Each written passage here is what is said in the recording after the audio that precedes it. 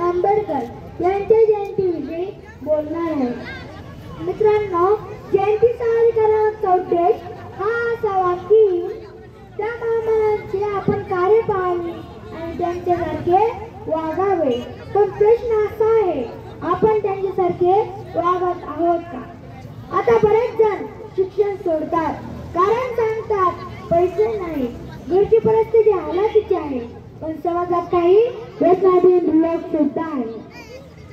ते दिवसभर भीक मागतात, मजुरी करतात, पण संध्याकाळी मात्र व्यसन करतात.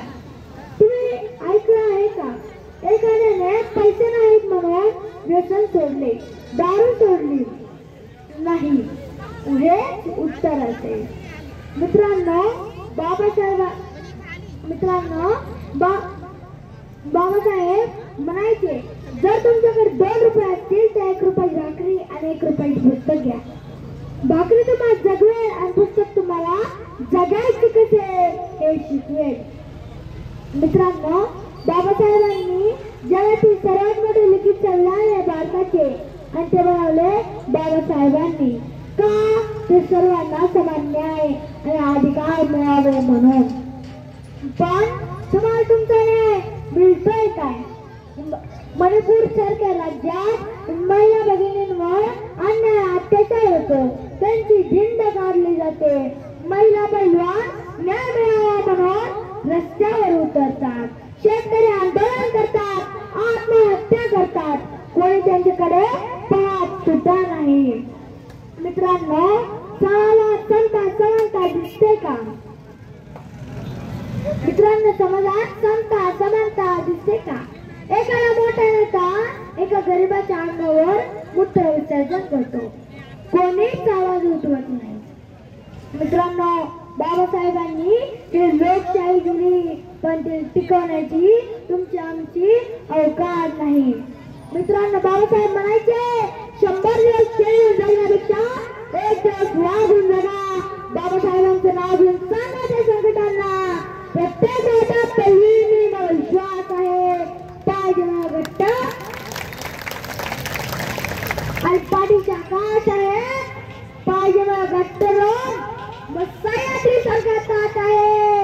अरे जाऊन सांगायच्या वादांना, तुमची माझ्याशी गाठ आहे, तुमची माझ्याशी गाठ आहे. बाबासाहेब 18 तास अभ्यास करायचे, म्हणून ते महामानव झाले. जेव्हा शिक्षण घेता येत नव्हते तेव्हा शिकले. आता आपण काय करतोय? नुसतं मोबाईल, युट्यूब, फेसबुक, व्हॉट्सअप यातच दंग दिसतोय. मग कसा होणार तुम्ही महामानव?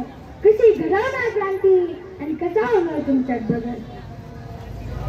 मित्रांनो, बाबासाहेब म्हणायचे, शिक्षण आधीचं दूध आहे, जो प्राशन करेल तो गुडगुडल्याशिवाय राहणार नाही. तर आता शिक्षणच नाही तर गुडगुड कुठं? मित्रांनो, बाबासाहेब म्हणायचे, शिका, संघटित व्हा, संघर्ष करा. पण आता आपलं काय झालंय? शिक्षण सोडा, व्यसनी बना, लाचार बना आणि याची त्याची गुलामी करत जेवणा. बाबासाहेब विलायतीतून परत आले तेव्हा त्यांचा मुंबईत सत्कार होता. रमाई तो सत्कार पाहण्यासाठी उतावळ्या होत होत्या, पण अंगावर फाटली साडी होती म्हणून त्यांना सत्कार पाहायला जाता येत नव्हती. म्हणून त्यांनी शाहू महाराजांनी दिलेला फेटा अंगावर पांघरला आणि सत्कार पाहायला गेल्या. एका कोपऱ्यात बसून सत्कार पाहिला. बाबासाहेबांचा सत्कार झाला, ते भाषणाला उभे राहिले. लगेच त्यांना रमाई दिसल्या आणि भाषण संपले. ते लगेच रमाईंकडे आले आणि म्हणाले, रमा, मी तुझा गुन्हेगार आहे. रमा, मी तुझा गुन्हेगार आहे. मी जे ठरवलं असतं ना, तुझ्या संसारातून सोन्याचा धूर काढला असता. रमा, सोन्याचा धूर काढला असता. पण मी या गोरगरीब दीनदुबळ्यांसाठी तुझा संसार मोडला. रमा, मला माफ कर. ही भावना त्यांची समाजाबद्दल होती. तेव्हा वाटत असेल की आता एखादा नेता समाजसेवक गरीब दिसतो का? तर नाही. मग बाबासाहेब गरीब कस काय राहिले? कारण बाबासाहेबांनी जी समाजसेवा केली ती खरी समाजसेवा होती. त्याच्यात कोणता स्वार्थ नव्हता आणि त्याच्यात कोणता स्वार्थ नव्हता. बाबासाहेबांनी संविधान लिहिले आणि संविधानातून सांगितले आता राजाचा मुलगा राजा होणार नाही तर राजाच मतदान पेटीतून जन्मले. आणि हेच न स्वप्न तुम्ही तुमच्या दारूच्या बाटलीसाठी आणि मटणाच्या खड्यासाठी पायदळी तुळत असाल तर तुम्ही माणूस बनायच्या लायकीचे नसाल. आणि जे माणूस बनायच्या लायकीचे नसते ते काय असते ते तुम्ही तुमचंच ठरवून घ्या. तुम्हाला वाटेल हे एवढंच पोरगं जरा लाईन बोलतंय पण मी तुम्हाला सांगू इच्छितो जब बड़े अपना फल भूल जाते हैं तब उन्हें उनका फर्ज याद दिलाना छोटों का फर्ज बन जाता है. पण मी ठरवलंय मी बाबासाहेबांचे विचार अनुकरित करणार. शेवटी जाताना एवढेच म्हणेन बाबासाहेब हम आपके कारनामों का इतिहास लिख देंगे. आपने सबक के लिए जिया और लम्बा लिख देंगे.